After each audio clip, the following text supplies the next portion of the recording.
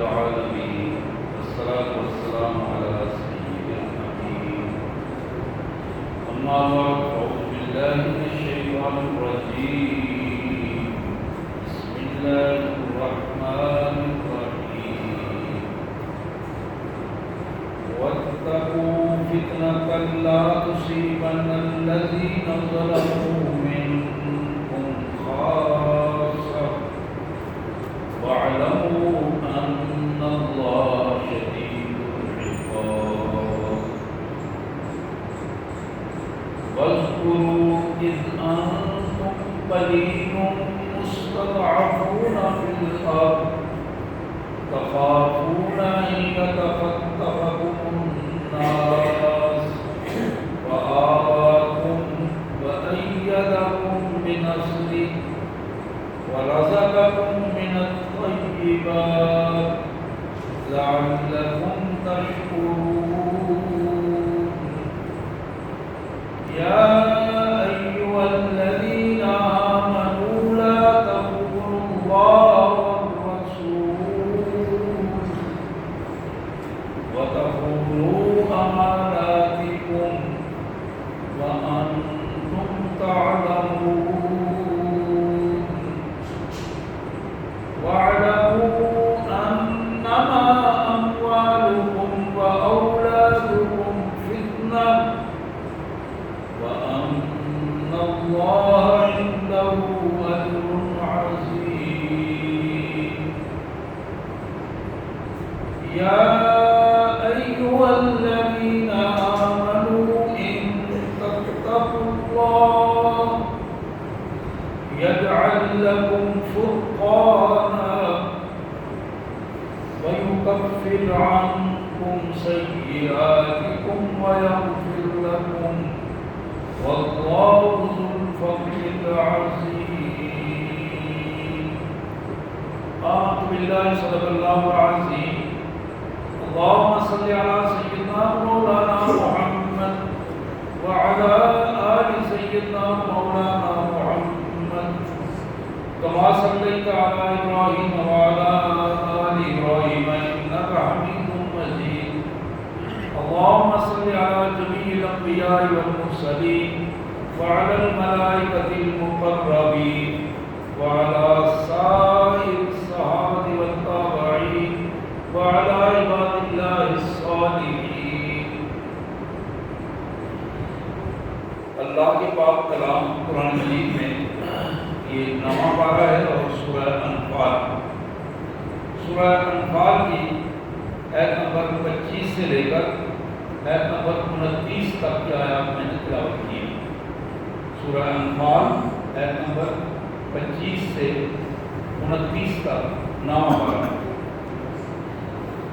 آئیے سب سے پہلے ان آیات مبارکہ کا سادہ سا مفہوم اور پھر انشاءاللہ اسی پس منظر میں نبی محترم سید عالم رحمت للعالمین صلی اللہ علیہ وسلم کے ارشادات کے حوالے سے ہم دیکھیں گے کہ ہماری ذمہ داریاں کیا ہیں اور ہم رمضان المبارک کے اس ماہ مبارک میں اپنی ذمہ داریوں کو کس انداز میں ادا کر رہے ہیں۔ اللہ کے پاک نام سے بڑا مہربان بہت زیادہ رحم کرنے والا ہے۔ وَاتَّقُوا فِتْنَةً، اس فتنے سے بچ جاؤ، آزمائش کے ان لمحات سے بچو، آزمائش کی ان طوفانی کیفیات سے بچ جاؤ، لا تصیبن الذین ظلموا منکم خاصہ، کہ جب وہ فتنہ برپا ہوگا، وہ آزمائش برپا ہوگی، جب وہ اللہ کا عذاب ٹوٹے گا تو کسی صورت میں بھی ہو تو پھر وہ صرف ظالم لوگوں کو تم میں سے چن چن کر نہیں مارے گا، بلکہ اس معاشرے میں رہنے والے جتنے لوگ ہیں وہ سب کو اپنی لپیٹ میں لے لے گا۔ وَاعْلَمُوا، اور یہ بات بھولو نہیں، اس بات کو نوٹ کر لو، ان اللہ شدید العقاب، اللہ جب سزا دینے پہ آئے تو پھر اللہ سخت سزا دے گا۔ وَاذْكُرُوا، ذرا اپنی زندگی میں یاد کرو، اذ انتم قلیل، جب تم بہت تھوڑے تھے، مستضعفون فی الارض، زمین میں تمہیں کمزور سمجھا جاتا تھا، تھے بھی تھوڑے اور باقی لوگ تمہیں کمزور سمجھتے تھے۔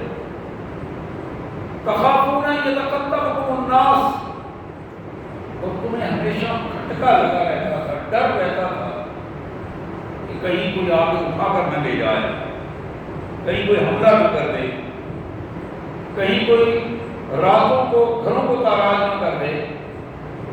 وآواکم، اللہ نے تمہیں پناہ دی، اللہ نے تمہیں ٹھکانہ دیا۔ وَأَيَّدَكُمْ بِنَصْرِهِ، اور اپنی خاص مدد سے تمہاری مدد کیا، اپنی خاص تائید سے تمہاری مدد کی۔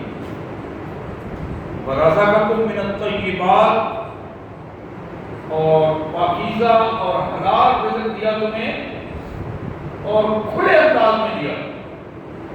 لَعَلَّكُمْ تَشْكُرُونَ، تاکہ تمہارے اندر شکر کا جذبہ پیدا ہو۔ یا ایھا الذین آمنوا، اے ایمان والو، لا تخونوا اللہ والرسول، اپنی ایمان کی ذمہ داریوں کو سمجھو، اللہ کے ساتھ دھوکہ کرنے کی کوشش نہ کرنا، اللہ کے رسول کے ساتھ دھوکہ اور بدزیادتی کرنے کی کوشش نہ کرنا۔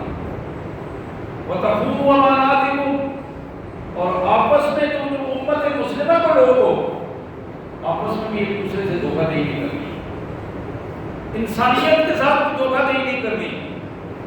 وَأَنْتُمْ تَعْلَمُونَ، اور تم جانتے ہو جہاں جہاں یہ کام کرتے ہو، جہاں جہاں بددیانتی کرتے ہو تمہارے علم میں ہے، اور بچ جاؤ، اپنے آپ کو بچا لو ان معاملات سے۔ وَاعْلَمُوا، اور یہ بات بھی جان رکھو، انما اموالکم واولادکم فتنہ، کہ تمہارے مال اور تمہاری اولادیں بہت بڑی آزمائش ہے تمہارے لیے، بہت بڑی آزمائش ہے تمہارے لیے۔ وَأَنَّ اللَّهَ عِندَهُ أَجْرٌ عَظِيمٌ، اس آزمائش میں اگر تم پورا اترے تو پھر اللہ کے یہاں اس کا اجر بھی بہت زیادہ ہے۔ مال اور اولاد کے ذریعے اللہ کے یہاں اجر بھی بہت زیادہ ہے اگر تم اس آزمائش میں پورے اتر گئے۔ یہ آخری آیت ہے جو میں آپ کے سامنے رکھ رہا ہوں، آیت نمبر 29، ذرا اسے اور توجہ سے سنیے۔ اللہ تعالیٰ مجھ سے، آپ سے، ہم سب سے ڈائریکٹ خطاب فرما رہے ہیں، یا ایھا الذین آمنوا، اے میرے ایمان والے بندو، میرے وہ بندو جنہوں نے مجھ پر ایمان لایا ہے، مجھ پر اعتماد کیا ہے، ان تتقوا اللہ یجعل لکم فرقانا، اگر تم اپنے اللہ کا تقوی اپنے اندر پیدا کر لو، اللہ تعالیٰ دنیا میں تمہیں ممتاز بنا دے گا۔ دنیا میں تم تو لوگ نظریں اٹھا کے دیکھیں گے کہ یہ تو بڑا معزز ہے، بڑا عزت والا ہے۔ فرقان دنیا میں تمہیں ممتاز کر دے گا، دنیا میں تمہیں عزت والا بنا دے گا۔ وَيُكَفِّرْ عَنْكُمْ سَيِّئَاتِكُمْ وَيَغْفِرْ لَكُمْ، اور پھر اور سنو، اللہ کے تقوی کا ایک رنگ یہ ہے، اللہ تمہاری غلطیاں ساری کی ساری معاف کر دے گا، اور غلطیاں ہی معاف نہیں کرے گا بلکہ تمہاری غلطیوں کا ریکارڈ صاف کر دے گا۔ دو چیزیں ہیں، وَيُكَفِّرْ عَنْكُمْ سَيِّئَاتِكُمْ وَيَغْفِرْ لَكُمْ، غلطیاں معاف بھی کر دے گا اور انہیں ان کا ریکارڈ بھی ختم کر دے گا، کوئی ریکارڈ بھی بعد میں نہیں دیکھ سکے گا کہ فلاں نے فلاں غلطی کی تھی۔ وَاللَّهُ ذُو الْفَضْلِ الْعَظِيمِ، اللہ تو بڑے فضل والا ہے، اللہ تو بڑے فضل والا ہے۔ سبحان اللہ وبحمدہ، سبحان اللہ العظیم وبحمدہ، نستغفر اللہ۔ میرے انتہائی واجب الاحترام بھائیوں بہنوں، یہ آیات جو آج خصوصاً سورہ انفال کی آیات میں نے آپ کے سامنے رکھی ہے، رمضان المبارک کے ان حالات میں اور فتنہ آزمائش اور وبائی کیفیات میں اور دھوکہ دہی کے جس رنگ میں ہم پھنس گئے ہیں، یہود و نصارہ نے جس انداز میں امت مسلمہ کو گھیر دیا ہے، اور پھر امت ان کے چکمے میں آ گئی ہے، اور اللہ نے اگرچہ وہ گیم الٹ کر ان پر ڈال دیے، اس کے باوجود اب تک امت مسلمہ ایک پریشانی کی اس کیفیت سے گزر رہی ہے جس کا اندازہ نہیں کیا جا سکتا۔ ہر شخص خوف زدہ ہے، ہر شخص خوف زدہ ہے۔ مسافہ جو اللہ کے رسول کا فرمان تھا، مسافہ کرتے ہوئے بندہ گھبراتا ہے۔ معانقہ جو اللہ کے رسول کی سنت تھی، ایک دوسرے سے گلے ملنا، وہ بندہ پریشان ہے کہ میں کیسے اس کو گلے ملوں۔ سوشل ڈسٹینسنگ کے نام پر وہ خلا پیدا کر دیا گیا ہے کہ جس خلا میں انسان ایک دوسرے سے دور ہوتا چلا جا رہا ہے، اور اس طرح کی بہت ساری اصطلاحات جو متعارف کروائی گئی ہیں۔ لیکن ان ساری چیزوں کا کبھی آپ نے اس پہ غور کیا ہو، زیادہ مسئلہ جو گر رہا ہے وہ مسالے پہ گر رہا ہے۔ کیوں؟ اس لیے کہ پیچھے جو پلان دینے والا ہے اس کے نزدیک مساجد ہی فتنے کا باعث ہے۔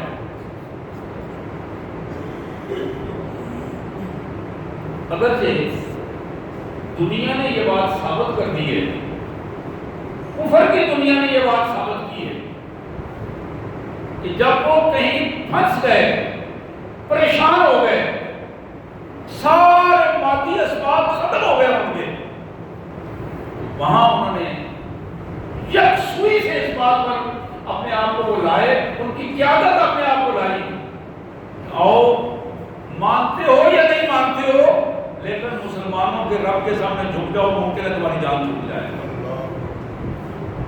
یعنی ان کو نہیں آتا کہ سجدے میں سبحان کیا پڑھتے ہیں، سبحان ربی اعلیٰ پڑھتے ہیں یا نہیں پڑھتے، رکوع میں کیا پڑھتے ہیں۔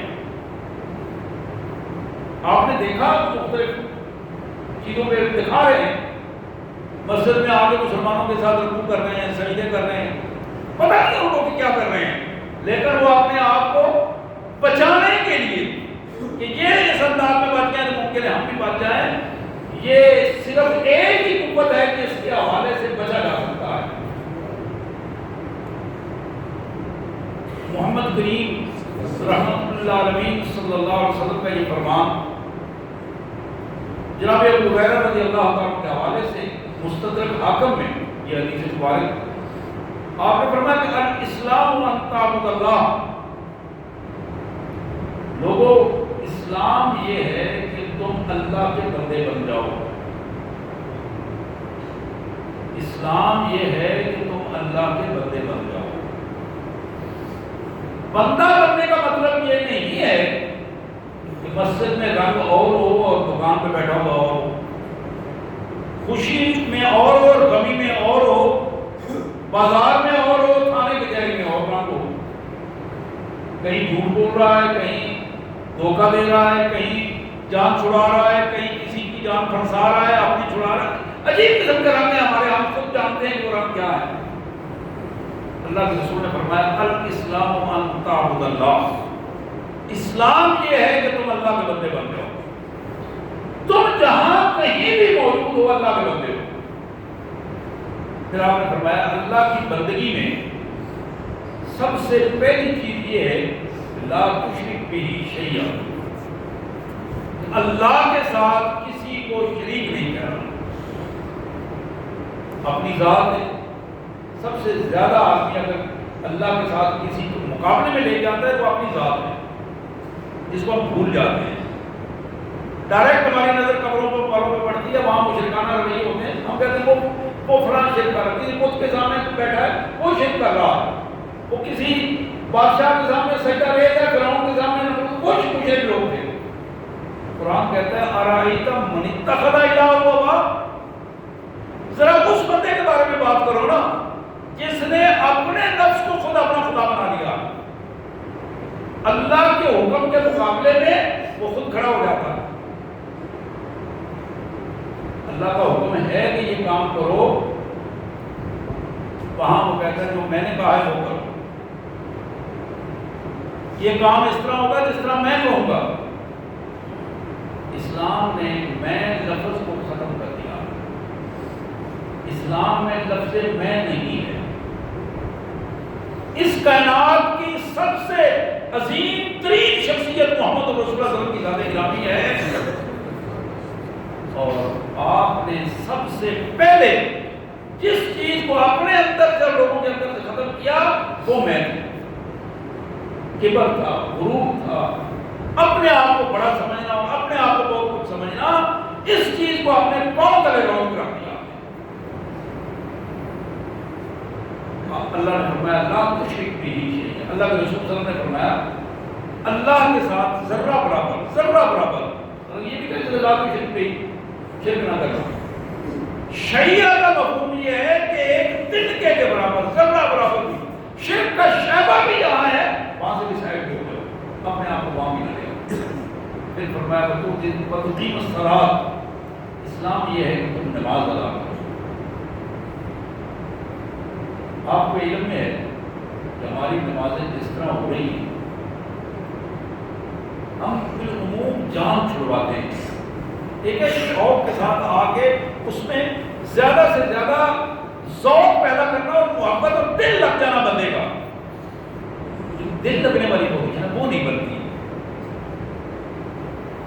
بالکل ایگزیکٹ وقت پر ہمارا آنا تاکہ مسجد میں ہمیں زیادہ دیر نہ بیٹھنا پڑے. اور جو ہی سلام ملتا ہے کوشش یہ ہو کہ 2-4 منٹ میں مسجد سے نکل جایا جائے. یہ چیز دل نہیں لگا پاتی. مسجد میں کچھ نہ کرے، اکیلا ایک آدمی اب بیٹھا رہتا ہے، غور و فکر کرتا رہتا ہے. مسجد میں جو دل لگ جانا ہے یہ بہت بڑی بات ہے. قلبہ معلق بالمسجد، جس کا دل مسجد میں اٹکا ہوا ہو. اللہ کے رسول صلی اللہ علیہ وسلم نے فرمایا قیامت والے دن ایسے لوگوں کو اللہ تعالیٰ عرش عظیم کا سایہ دیں گے اور لوگوں پوری کائنات میں سے بلا کر کہیں گے یہ لوگ جن کا دل مسجد میں اٹکا ہوا تھا ان کو بلاؤ، اور آج جہاں سایہ موجود نہیں ہے میرے عرش عظیم کا سایہ انہیں ملے گا. قلبہ معلق بالمسجد. مسجد میں دل کا لگ جانا، اٹک جانا، اپنا وقت کاروبار سے وقت بچا کے، ذاتی مصروفیات سے وقت بچا کے نکالنا وقت، ایک دل اٹکا رہے کہ مجھے موقع ملے میں جب مسجد میں بیٹھوں. وتقیم الصلاۃ. پھر وتؤتی الزکوٰۃ. زکوٰۃ کا ادا کرنا. جس نے مال دیا ہے اس کے حضور اس مال کو اس کے حکم کے مطابق ادا کیا جائے. اپنی مرضی سے نہیں، اپنی مرضی سے نہیں، اس کے حکم کے مطابق. اس کے بعد جتنا آپ کا دل کرتا ہے دیں، لیکن پہلا جو بنیادی حکم ہے زکوٰۃ کے فرض ہونے کا وہ پورا کیا جائے. وتصوم رمضان. رمضان کے روزے رکھے جائیں. یہ بھی ہمیں علم ہے کہ ہم روزے رکھ رہے ہیں، یہاں تک کہ ہمارے بچے بھی روزے رکھ رہے ہیں، خواتین روزے رکھتی ہیں. جو نہیں رکھتے وہ اپنی جگہ پہ ایک بدبختی کا کام ہے، لیکن وہ بہت تھوڑی تعداد ہے. الحمدللہ اب تک ہمارے معاشرے میں روزے رکھنے والے لوگ زیادہ ہیں. حضرات یہ روزہ جو ہے اس کو روزہ بنا کے رکھنا، روزے کو، صوم کو روزہ بنا کے رکھنا، یعنی انسان کا حواس خمسہ، اس کی زبان، اس کی نظر، اس کے کان، ہاتھ، اعضاء و جوارے، سب کا روزہ ہو، سب کا روزہ ہو. یہی وہ بنیاد ہے. اللہ کے رسول صلی اللہ علیہ وسلم نے فرمایا صبح کا حجت، اور اللہ کے حضور یہاں سے گھر سے نکل پڑے حج کے لیے.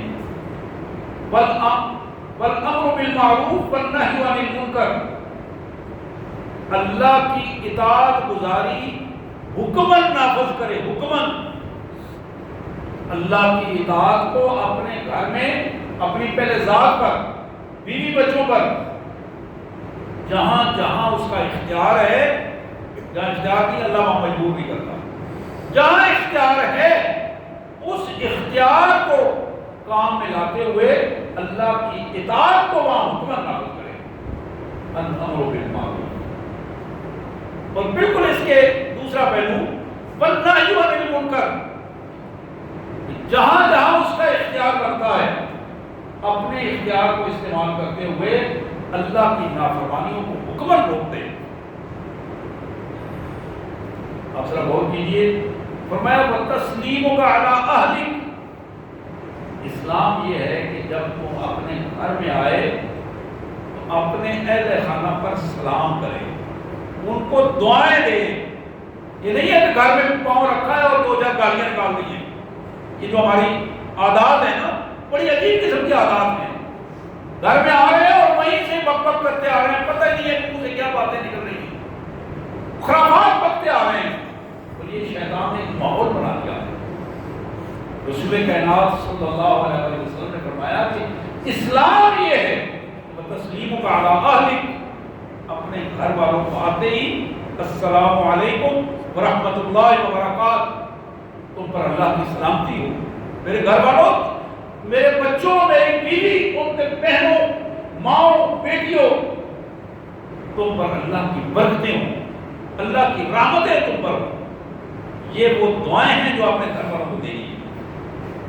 میں حدیث پڑھ رہا تھا, رسول کائنات صلی اللہ علیہ وسلم نے فرمایا جو بندہ اپنے گھر کی دہلیز پار کر کے اندر آتا ہے اونچی آواز سے السلام علیکم ورحمۃ اللہ وبرکاتہ کہتا ہے, کوئی گھر میں ہے یا نہیں ہے, اس نے اونچی آواز سے سلام کیا ہے اور پھر سورہ اخلاص پڑھتا ہے, سورہ اخلاص قل هو اللہ احد, اور پھر حضور نے فرمایا ثم صلوا علیہ, پھر مجھ پر درود پڑھتا ہے. میرے آقا صلی اللہ علیہ وسلم نے فرمایا اس بندے کے گھر میں رزق دروازے توڑ کر بھی اندر آتا ہے. اسے جگہ نہ ملے تو پھر بھی وہ جگہ ڈھونڈ کر اندر آتا ہے. وہ بندہ جو سلام کرتا ہے اپنے گھر والوں پر, پھر اندر آ کے سلام کے بعد سورہ اخلاص پڑھتا ہے, سورہ اخلاص کے بعد محمد رسول اللہ صلی اللہ علیہ وسلم کی ذات گرامی پر درود شریف پڑھتا ہے. یہ وہ پہلو ہے جو اس کے گھر میں خوشحالی کا ایک بہت بڑا نسخہ ہے. پھر میرے آقا صلی اللہ علیہ وسلم نے یہ ساری چیزیں گنوائی. فرمایا فمن انتقص شیئا منہن فهو سهم من الاسلام یدعو. لوگوں, جس بندے نے جو چیزیں میں نے بتائی ہیں حضور نے فرمایا ان میں سے ایک بھی اگر کم کر دی اس نے اسلام کا وہی پہلو کم کر دیا. اتنا پہلو, یہ چار پائے ہیں نا, چار پائے ہیں, ایک پایا اس میں سے اگر ٹوٹ گیا ہے تو وہ چار پائی ختم ہو گئی ہے. حالانکہ تین پائے موجود ہیں لیکن بیٹھنا مشکل ہو گیا ہے. حضور نے فرمایا کہ میں نے جو چیزیں بتائی ہیں ان میں سے ایک بھی اگر بندے نے چیز چھوڑ دی, کم کر دی, گویا کہ اس نے اتنا ہی اسلام کے اس رویے کو, اس بلڈنگ کو ختم کر دیا. پھر آپ نے فرمایا ومن ترکہن فقد ضل الاسلام ظاہرہ. اس بندے نے یہ ساری چیزیں چھوڑ دی, گویا اسلام سے وہ پیٹھ دے کر پیچھے بھاگ کر نکل گیا, اسلام سے وہ دور ہو گیا اور اس کا راستہ پھر اسلام والا نہیں جہنم والا راستہ. حضرات, یہ وہ بنیادی چیزیں ہیں جو محمد کریم صلی اللہ علیہ وسلم نے ہمارے سامنے رکھی ہیں, اور انہی چیزوں کی بنیاد اسلام ہے. اگر ہم ان چیزوں کو سنجیدگی کے ساتھ نہیں لیتے اور پھر ذہن میں الفاظ اکثر یہ ہوتے ہیں, ذہن میں بھی بے اتنائی کی بات ہوتی ہے, کیا ہوگا تو ایک نماز چھوڑ دیں تو کیا ہو جائے گا. اب ہر وقت بندہ مولوی بنا رہے, دکان پر بھی مولوی بنا رہے, کھانے کی جگہ میں بھی مولوی بنا رہے, اگر بازار میں جا رہا ہے تو پھر بھی مولویوں والی زبان ہی استعمال کریں. حضرات, جن کو میں اور آپ تانا سمجھتے ہیں, تانا اپنی شخصیت کی کمزوری, یہ وہ چیز ہے جو کل ہمیں بہت زیادہ یاد آئی. آج تو یہ شیطانی ترغیبات ہیں, لیکن ایک وقت وہ آئے گا بندہ کہے گا کاش میں نے نیک لوگوں کا ساتھ دیا ہوگا. کاش میری پہچان محمد رسول اللہ کی سنت والی پہچان ہوتی. حضرات اس معاشرے میں ہم رہ رہے ہیں، میں نے پہلے عرض کیا ملا جلا معاشرہ ہے، اور اس ملے جلے معاشرے میں ہماری ذمہ داریاں یہ بنتی ہیں کہ ہم جہاں اپنے آپ کو ٹھیک کریں، اپنے گھر کو ٹھیک کریں، وہاں جس حد تک ہم کر سکیں اپنے معاشرے کو ٹھیک کرنے کی کوشش کریں. اگر یہ ذمہ داریاں ادا نہیں ہوں گی تو پھر اجتماعی عذاب آتا ہے.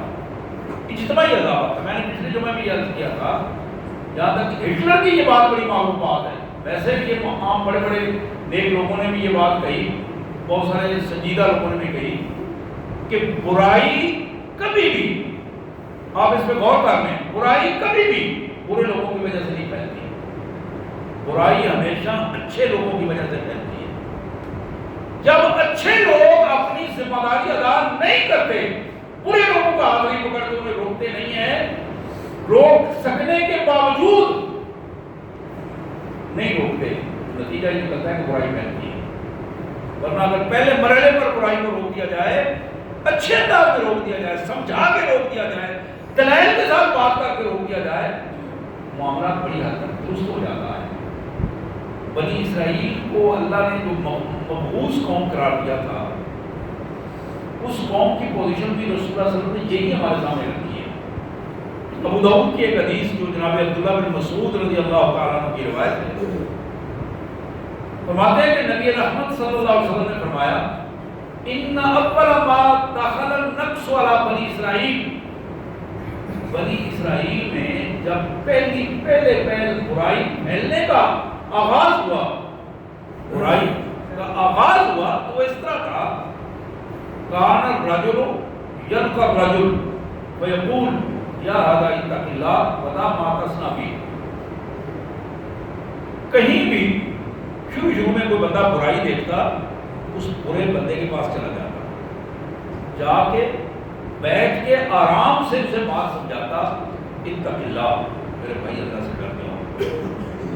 آرام سے پیار سے بات سمجھاتا کہ میرے بھائی اللہ سے ڈر جاؤ، اور یہ جو حرکت کر رہے ہیں اس کو چھوڑ دو، یہ تمہارے لیے سب سے زیادہ نقصان دہ ہے، اور تم جانتے ہو کہ آگے آنے والی نسلیں اس سے تباہ ہو گئے ہیں. حضور صلی اللہ علیہ وسلم نے فرمایا اب وہ بندہ جو سمجھا کے چلا گیا، اس بندے نے اس کی بات نہیں مانی. اگلے دن پھر وہ دوبارہ وہاں آیا، ثم یلقاه من القلب وہ والا حالی، دوبارہ جب دوسرے دن آیا اس نے دیکھا وہ اسی طرح ہی وہی حرکتیں کر رہا ہے اور وہی کام ہے. فلا یمنع ذلك ان یکون اکیلہ و شریفہ و قعیدہ. اب ذرا ان الفاظ میں غور کیجیے. وہ بندہ دوسرے دن آیا، اس نے دیکھا کہ یہ بندہ اسی طرح کام کر رہا ہے، وہی حرکتیں کر رہا ہے، تو کسی شے نے اس کو نہیں روکا، وہ اسی طرح اس کے ساتھ بیٹھ کر کھاتا پیتا بھی، اسی طرح اس کے ساتھ رہتا بھی ہے، بیٹھتا بھی ہے، اور سارے معاملات میں باقی سب کچھ اسی طرح. لیکن وہ کہلانے کا سلسلہ بھی اس نے پہلے دن کیا تھا، دوسرے دن چھوڑ دیا.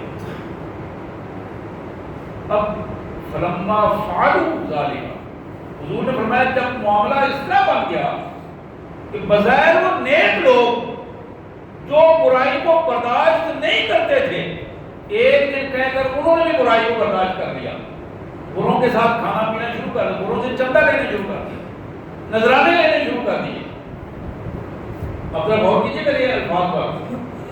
مدارس کے چندے، مساجد کے چندے، خدمات. اب وہی لوگ جو اپنا برے لوگ، غلط لوگ، حرام کا پیسہ کما کر جب ان اداروں میں اپنے آپ کو لگانے کے لیے، پروجیکٹ کرنے کے لیے، اپنے آپ کو پروٹیکٹ کرنے کے لیے ان اداروں میں وہ جب آتے جاتے رہے اور نظام اس طرح کا چل پڑا کہ وہ حرام مال کی بنیاد پر مساجد اور مدارس چلنے لگے، تو نتیجہ کیا ہوا؟ فَإِذَا فَعَلُوا ذَلِكَ، جب اس طرح کرنا شروع کر دیا، ضَرَبَ اللَّهُ قُلُوبَ بَعْضٍ بِبَعْضٍ، اللہ نے ان ظالموں، بدماشوں، منافقوں کے دل ان نیک لوگوں کے ساتھ بھر دیے، وہاں مل گئے. اور یہ سب ظالم بدماش اور بے حیا بنتے ہیں، یہ سب اللہ کے نافرمان بنتے ہیں۔ ثم قال، پھر آپ نے صحابہ کو مخاطب کرتے ہوئے فرمایا واللہ لتأمرن بالمعروف ولتنہون عن المنکر، میرے ساتھیوں میں تمہیں قسم دے کر کہتا ہوں، محمد رسول اللہ کہہ رہے ہیں آپ سے، مجھ سے، صحابہ سے، قیامت تک آنے والے مسلمانوں سے، واللہ میں تمہیں قسم دے کر یہ بات کہتا ہوں، لتأمرن بالمعروف، نیکی کو، اللہ کی فرما برداریوں کو اپنے جہاں جہاں تمہارا بس چلتا ہے وہاں حکمن اس کام کو چلاؤ، معاشرہ بناؤ، نیک معاشرہ بنانے کی کوشش کرو، اور اللہ کی قسم تم برائیوں کو اپنی قوت سے روکنے کی کوشش کرو، وَلَا تَأْخُذُكُمْ عَلَىٰ يَدِ الظَّالِمِ، ظالم کے ہاتھ کو پکڑ لو، اس کو ظلم نہ کرنے دو، وہ تمہارا بیٹا ہے، تمہارا بھائی ہے، تمہارا بڑا ہے، چھوٹا ہے، جس ادب میں، جس ڈسپلن میں بھی ہے، اس ادب اور ڈسپلن میں رہتے ہوئے اس کا ہاتھ پکڑ کر اس کو ظلم نہ کرنے دو، یہ اس کے ساتھ تمہارا احسان ہے۔ وَلَا تَطْرُونَهُ عَلَى الْحَقِّ اِطْرًا، اس کو حق کی طرف مائل کرتے رہو اور مسلسل اس کو راہ راست پر رکھنے کی کوشش کرو۔ میرے انتہائی قابل احترام بھائیوں بہنوں، زندگی تھوڑی ہے، وقت برف کی طرح پگھلتا ہوا ختم ہوتا جا رہا ہے، یقین کریں کسی کو نہیں معلوم کہ اگلا لمحہ کیسا ہوگا۔ آزمائشیں ہمیں سوچنے پر مجبور نہیں کر رہی کہ ہمارا حال کیا ہو رہا ہے۔ لوگوں نے ان آزمائشوں اور وبائی امراض کے اور ہلکے پھلکے عذاب کی صورت میں بھی برائیاں چھوڑی نہیں، بلکہ گھروں میں برائیاں بڑھ گئی ہیں۔ آئیے اپنے اللہ سے یہ عہد کریں، ہم اپنی ذات میں، اپنے گھر میں، اپنے ماحول کو امر بالمعروف اور نہی عن المنکر کے حوالے سے پاکیزہ بنائیں گے۔ اللہ ہمیں توفیق عطا فرمائے۔